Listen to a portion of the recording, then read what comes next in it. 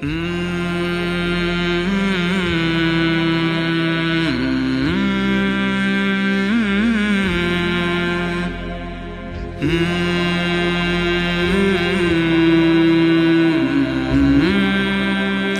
علیکم ورحمۃ اللہ وبرکاتہ۔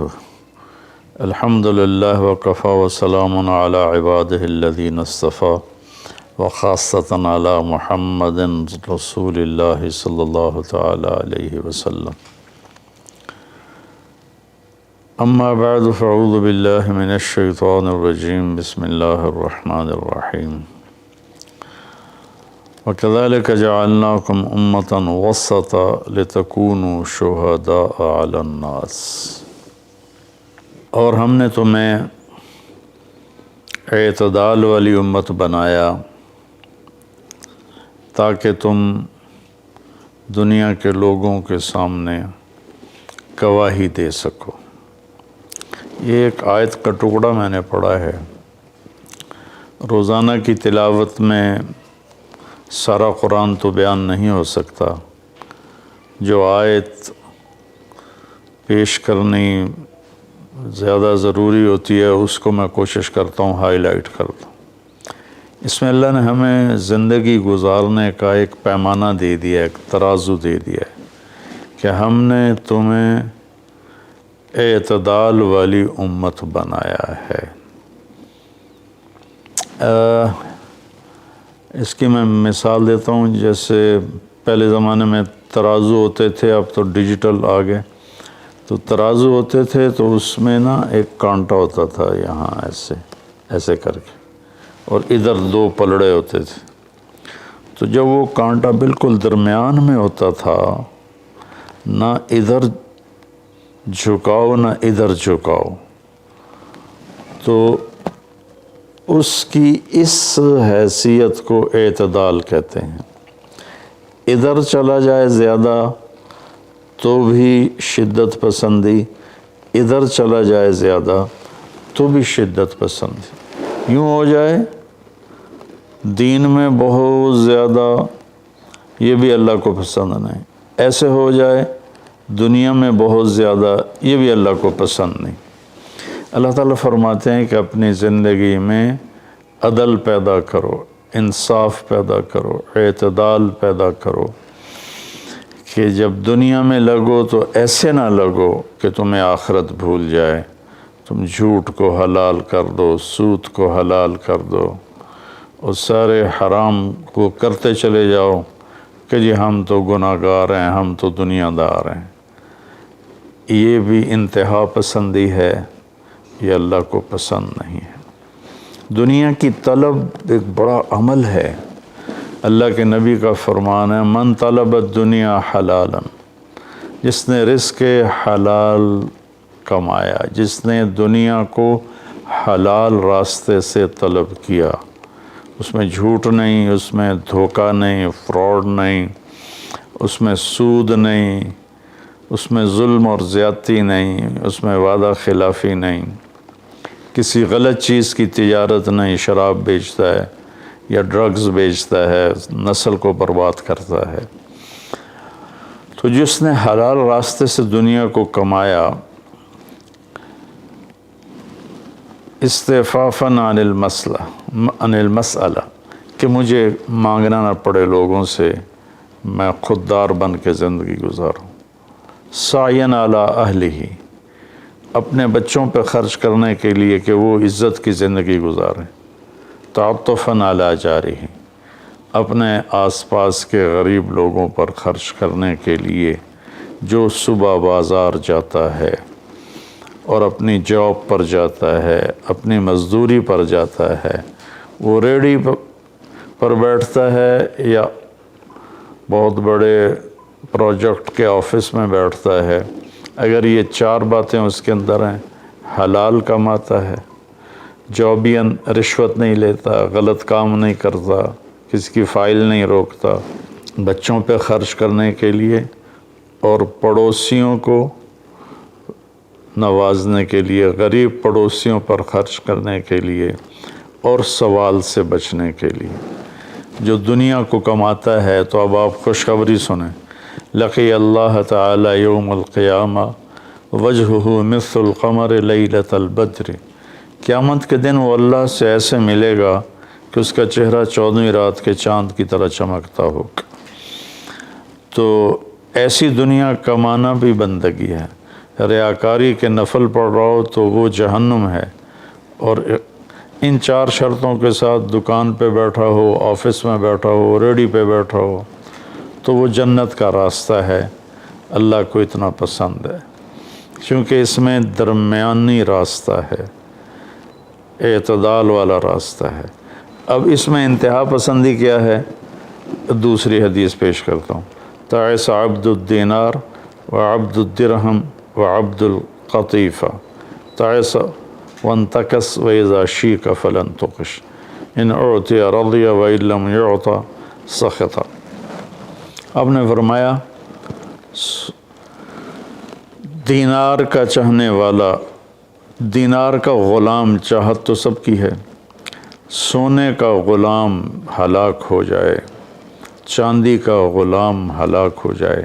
اللہ نے کائناتی معیشت کو، اکانومی کو سونے چاندی کے گرد گھمایا ہے، یہ اللہ کی اپنی قدرت ہے۔ تو اب یہ انتہا پسندی آ رہی ہے، جس نے آپ نے کہا ہلاک ہو جاتا ایسا، کون؟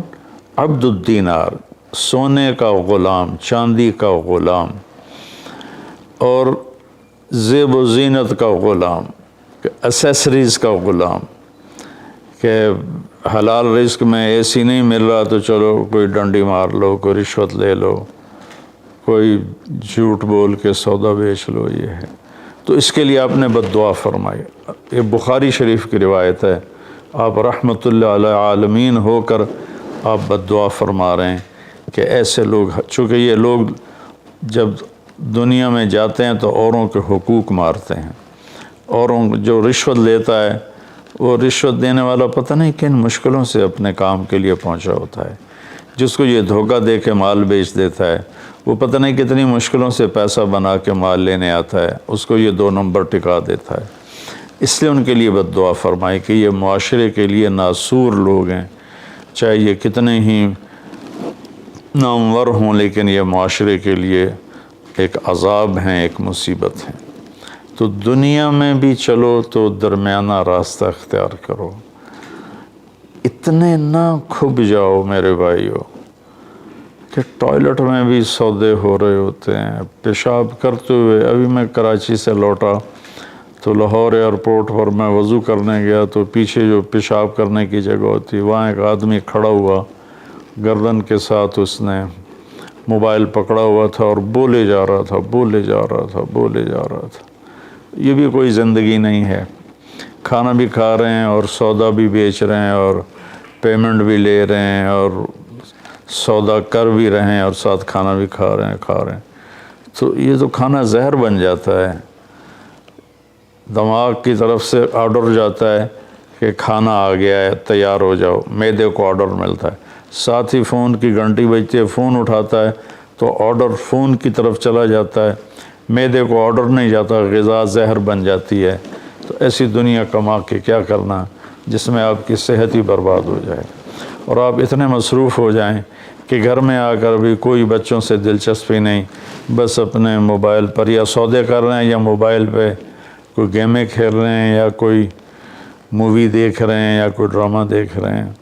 کتنی مائیں ہیں جو اس طرح اپنے بچوں کو جھٹک دیتی ہیں، وہ ڈرامہ دیکھ رہی ہوتی ہیں یا کوئی مووی دیکھ رہی ہوتی ہیں یا کوئی کلپ دیکھ رہی ہوتی ہیں، تو بچہ آتا ہے تو اس کو ہوں ہاں کر کے ٹال دیتی ہیں۔ میرے بھائیو، میری بہنوں، اپنی زندگی کو وہ درمیان میں لاؤ، درمیان۔ میں آپ کو مثال دیتا ہوں، گاڑی کے چاروں ٹائر میں ہوا بیلنس ہو تو گاڑی صحیح چلتی ہے، چاہے ایف ایکس کیوں نہ ہو، اور اگر ہوا اوپر نیچے ہے، بیلنس نہیں ہے، تو مرسڈیز بھی ہوگی تو وہ چلنے میں آپ کو تکلیف دے گی۔ ایک گاڑی ہے، انسان بھی، اس کو بھی بیلنس آف لائف چاہیے۔ یہ گھر میں آؤ تو گھر کے ہو جاؤ، فون آف کر دو، اور اپنے بچوں سے بات کرو، بیوی سے بات کرو، ان کے ساتھ بیٹھو، ان سے گپ شپ کرو، اور گھر کی باتیں کرو، گھر کے مسائل ذکر کرو، باہر کے مسائل کو گیٹ پہ چھوڑ کے آ جایا کرو۔ تو یہ تو دنیا ہے نا، اللہ نے اس میں ناپسند کیا ہے کہ ہم اپنے آپ کو زیادہ کھو پائیں، لیکن دین میں بھی اللہ نے ناپسند کیا ہے کہ ہم اس میں زیادہ لگ جائیں۔ لا تغلو فی دینکم، اپنے دین میں انتہا پسندی پہ مت جاؤ۔ اللہ نے اپنے محبوب سے فرمایا فلا تذهب نفسك علیہم حسرات، میرے نبی آپ ان غیر مسلموں کو تبلیغ کرتے ہوئے اتنا دکھ نہ اٹھائیں کہ آپ خود آہیں بھرتے بھرتے فوت ہو جائیں۔ اللہ نے اپنے نبی سے فرمایا، نماز لمبی کی تو اللہ نے اس سے منع فرما کر فرمایا کہ ما انزلنا علیک القرآن لتشقی۔ اللہ نے اپنے نبی سے اعتدال مانگا، لا تبسطھا کل البسط، میرے نبی آپ مال خرچ کریں لیکن سارا نہ خرچ کریں، کچھ بچا کے بھی رکھیں۔ اللہ نے اپنے محبوب سے فرمایا، اس لیے تو اللہ نے زکوٰۃ کا نظام چلایا۔ تو اور ایک حدیث پہ پیش کرتا ہوں،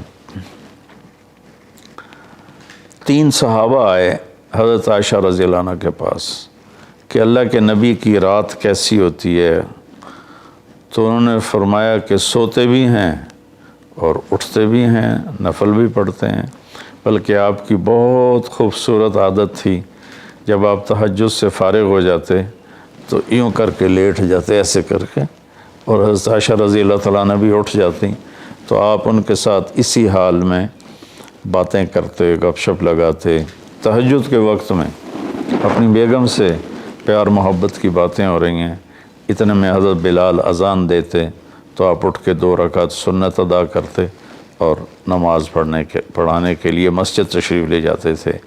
تو اتنی اعتدال کی لائف تھی، ہنسی مذاق فرماتے تھے، اور حضرت عائشہ رضی اللہ عنہ کو لقمے بنا کے کھلاتے تھے، ان کو آٹا گوندھ کے دیتے رہے جب تک حضرت عائشہ رضی اللہ عنہ کو آٹا گوندھنا نہیں آیا، کہ وہ چھوٹی عمر میں ان کی شادی ہوئی تھی۔ تو انہوں نے جب یہ سنا تو کہنے لگے وہ تو اللہ کے نبی ہیں، وہ تو کچھ بھی نہ کریں، بخشے بخشائے ہیں، ہمیں تو کچھ کرنا چاہیے، کیا کریں؟ ایک نے کہا میں ساری رات نہیں سوؤں گا، نفل پڑھوں گا، کتنی اچھی نیت کی ہے۔ دوسرے نے کہا میں ساری زندگی روزے رکھوں گا، کبھی افطار نہیں کروں گا، کتنی اچھی نیت ہے۔ تیسرے نے کہا میں شادی نہیں کروں گا، بس اللہ کی عبادت کروں گا اور اللہ کے راستے میں جہاد کروں گا، کتنی اچھی نیت ہے۔ آپ کو پتہ چلا تو آپ نے تینوں کو بلا لیا۔ تو آپ نے ان کو ڈانٹ پلائی، تم میرے اللہ کو مجھ سے زیادہ جانتے ہو، تم میرے اللہ سے مجھ سے زیادہ ڈرتے ہو، زیادہ تقوی والے ہو، میں تم میں سب سے زیادہ اپنے اللہ کو جانتا ہوں، سب سے زیادہ اللہ سے ڈرتا ہوں، میں کھاتا بھی ہوں، روزہ بھی رکھتا ہوں، میں نے شادی بھی کی ہے، میں سوتا بھی ہوں اور میں جاگتا بھی ہوں، اور میں نے آپ نے تو 11 شادیاں کی، 9 بیویاں زندہ تھیں جب آپ دنیا سے تشریف لے گئے، تو آپ کی ایک خوبصورت زندگی تھی ان کے ساتھ۔ تو آپ نے تینوں کو ڈانٹا اور فرمایا کہ اعتدال کے ساتھ چلو، جس نے کہا میں شادی نہیں کروں گا شادی کرے، جس نے کہا میں روزہ نہیں چھوڑوں گا وہ روزہ چھوڑے، کہ مہینے میں 3 روزے رکھو بس، 13، 14، 15، اور جس نے کہا میں رات سوؤں گا نہیں وہ آرام بھی کرے اور اٹھے بھی صحیح۔ تو یہ زندگی اعتدال والی اللہ کو تو دین میں انتہا پسندی اچھی نہیں لگتی، اور اللہ نے اس کو رد فرمایا۔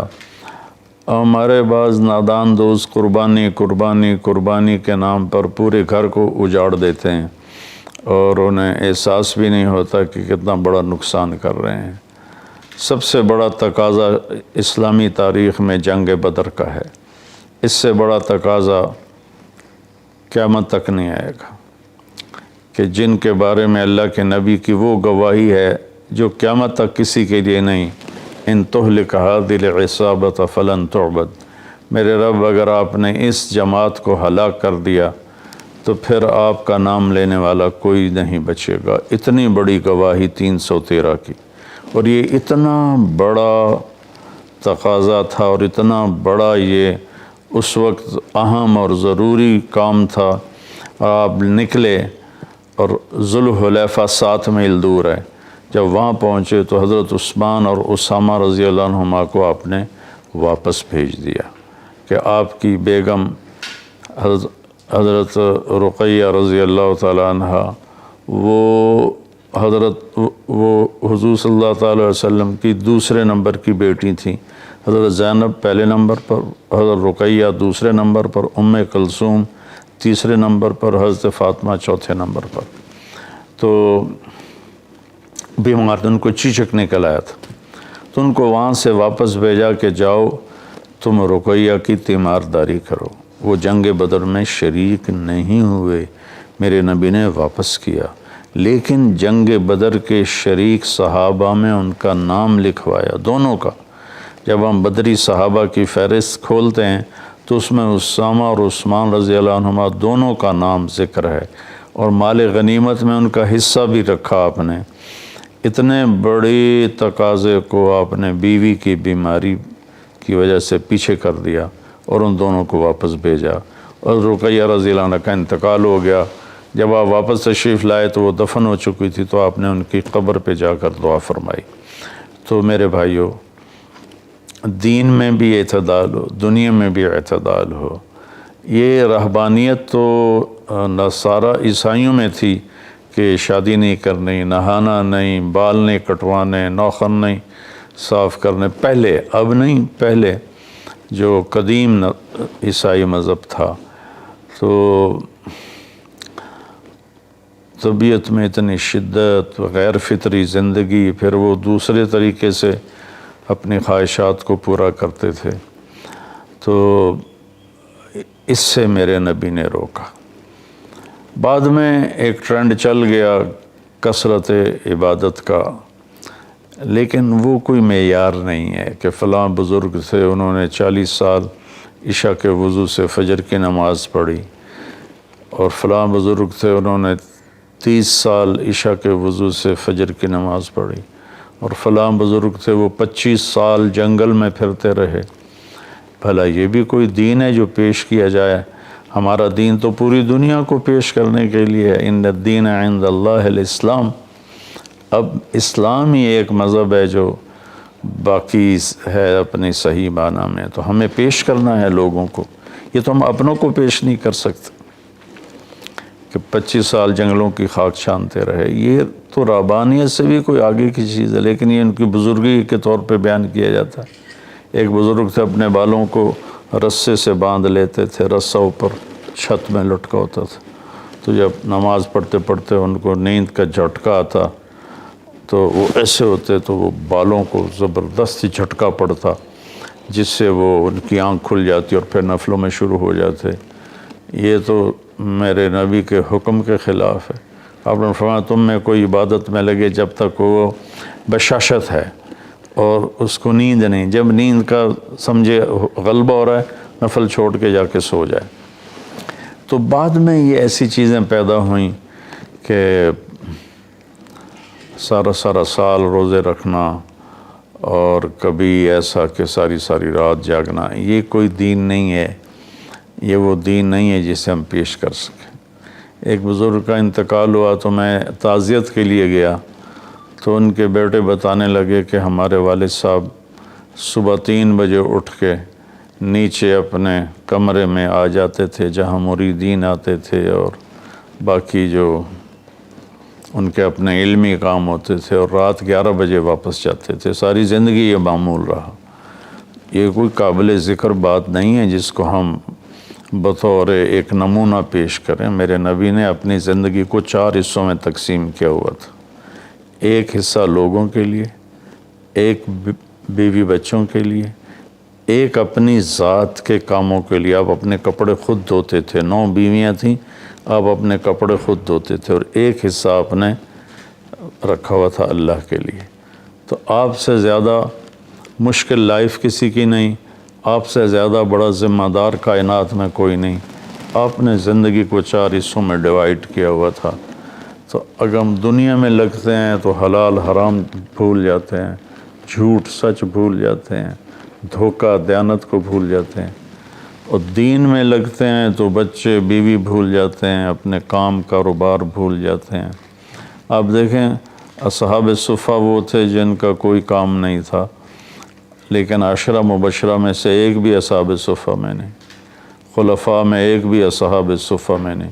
اور اصحاب صفہ کوئی دینی تقاضوں کے لیے فارغ نہیں بیٹھے تھے، اصحاب صفہ کا ٹھکانہ کوئی نہیں تھا۔ جب صدیقی دور میں ٹھکانے مل گئے تو اصحاب صفہ بھی ختم ہو گئے۔ تو بھائیو، میری گزارش ہے آپ سب کی خدمت میں کہ اعتدال کی زندگی گزارو، اللہ کے واسطے اعتدال کی زندگی گزارو۔ ایک صحابی آئے، بڑے مالدار تھے، کپڑے ان کے پرانے بھی تھے اور بڑے گھٹیا قسم کے تھے اور میلے بھی تھے۔ آپ نے ان سے فرمایا کیا ہوا، غریب ہو گئے ہو؟ کہا جی نہیں۔ آپ نے فرمایا تو اللہ نے جو تجھے دیا ہے تو وہ چاہتا ہے کہ اللہ تیرے اوپر اس کا اثر دیکھے، اٹھو جا کے کپڑے تبدیل کر کے آؤ۔ آپ نے ان کو واپس بھیجا، ان کے کپڑے تبدیل کروائے۔ تو یہ کہ کسی کو اللہ رزق دیتا ہے، وہ اچھے کپڑے پہنتا ہے، اچھی سواری استعمال کرتا ہے، اچھے گھر میں رہتا ہے، اپنا کاروبار دیکھتا ہے، اس کو دنیا داری نہیں کہتے۔ دنیا داری تو جھوٹ اور فراڈ اور حرام اور رشوت، جتنے غلط راستوں سے جو جانا ہے کاروباری زندگی میں، یہ دنیا داری ہے۔ عبد الرحمن بن عوف رضی اللہ تعالیٰ عنہ نے وراثت میں اتنا سونا چھوڑا کہ بچوں میں تقسیم کرنے کے لیے وراثت کو کاٹتے کاٹتے آریاں ٹوٹ گئیں۔ 1000 گھوڑے، 10,000 بکریاں اور 1000 اونٹ، یہ مال مویشی ان کے پاس تھے، اور زمینیں الگ تھیں، لیکن وہ 10 بڑے صحابہ میں ہیں، ٹاپ 10 صحابہ میں ہیں۔ تو بھائیو، رمضان کا مہینہ ہے، اللہ سے مانگیں کہ اللہ ہمیں اعتدال والی زندگی نصیب فرمائے۔ السلام علیکم ورحمۃ اللہ۔